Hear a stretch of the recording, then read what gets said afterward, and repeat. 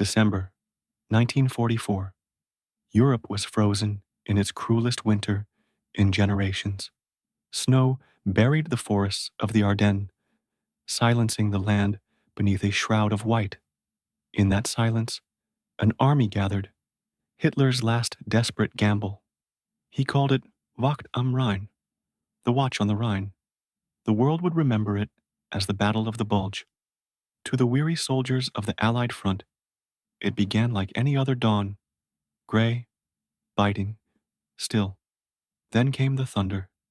German guns opened fire across 70 miles of forest, and the peace of winter shattered into chaos. Columns of panzer tanks rolled from the mist, crushing the frozen roads beneath their treads. The paratroopers of the 101st Airborne arrived in Bastogne on December 19th. The roads were clogged with retreating convoys. Wounded men stumbled through snowdrifts, eyes hollow with exhaustion. "We're going the wrong way," one private muttered as he passed the incoming paratroopers. "We're just getting started," came the answer. By nightfall, the Germans had closed the ring. Bastogne was cut off completely. No supplies, no reinforcements, no escape. The temperature dropped below zero. Trucks froze solid. Guns jammed from the cold. The men dug foxholes in frozen earth with their bayonets. When their gloves froze stiff, they wrapped in the forests east of Bastogne. The German 47th Panzer Corps advanced with ruthless precision. 20,000 men, armored divisions, and artillery batteries, determined to crush the pocket in one blow. They believed the town would fall in a day. After all, what could a few hundred half-frozen paratroopers possibly do against a steel tide? The answer would echo through history. German scouts reported American positions dug into the snow, thin lines of defense, no heavy tanks, few supplies. The order came, attack at dawn. By Christmas Eve, Bastogne was nearly in ruins. The paratroopers had been fighting for days without rest, food, or medical aid. Ammunition was counted by the bullet, bandages by the inch. The men of the 101st Airborne were running on courage alone. Then, on the morning of December the 22nd, two German officers appeared under a white flag. They carried a typed letter addressed to the U.S. commander of Bastogne. It was a demand, a chance to surrender and spare further bloodshed. "If you do not surrender," it warned, the night of December 24th, 1944.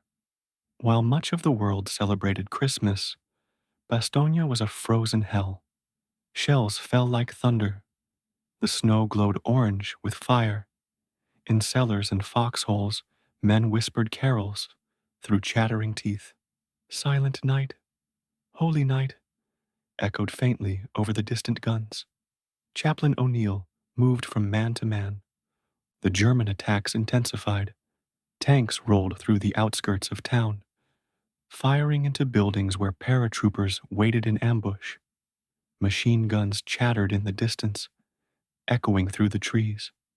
Each day blurred into the next, a rhythm of cold, hunger, and gunfire. But the Americans held every street, every corner, every inch of ground. They learned to move like shadows through the snow. December 26th. The clouds finally broke. For the first time in over a week, sunlight pierced the gray, and with that sunlight came salvation. From the distant hum of engines, American C-47 planes appeared over the horizon. They dropped crates of ammunition, food, and medical supplies by parachute, drifting down like blessings from heaven.